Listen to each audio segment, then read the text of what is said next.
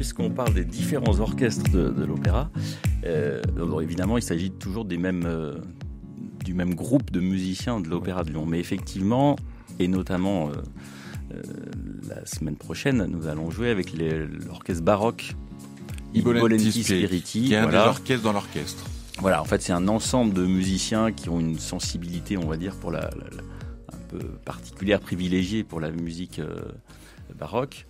Et avec le chef Stefano Montanari, ouais, qui avait déjà fait, qui vient régulièrement depuis une dizaine d'années pratiquement.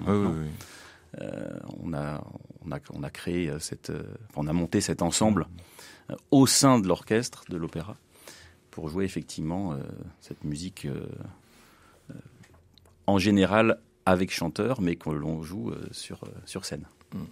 Vous aussi, Jean-Baptiste, vous participez au baroque, vous faites baroque et classique. Voilà, j'ai plaisir à faire baroque aussi. Je suis proche de cette musique. Donc je suis plus récent dans l'orchestre puisque ça fait que 2 ans que je fais partie de l'ensemble.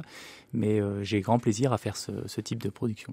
Moi, j'ai été formé au conservatoire à Lyon. Je suis un vrai Lyonnais.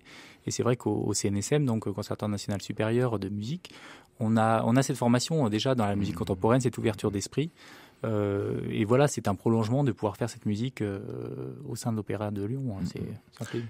Pour la musique baroque, ça c'est quelque chose qui est, moi personnellement, que j'avais pas du tout abordé avant d'être ici à l'orchestre. Et puis ce qui est le cas de beaucoup de musiciens, c'est quelque chose de relativement nouveau depuis une dizaine d'années que les orchestres modernes se mettent à jouer. Alors, quand on parle de musique baroque, quand on parle d'orchestre baroque, en fait, c'est la recherche d'un style et c'est aussi l'utilisation d'un matériel, donc le plus proche possible de ce qui se faisait à cette époque-là. Et pour nous, en l'occurrence, c'est l'utilisation d'archers spéciaux qui ont un équilibre, qui sont un petit peu différents et qui vont naturellement plus dans le style de l'époque une fois qu'on les maîtrise.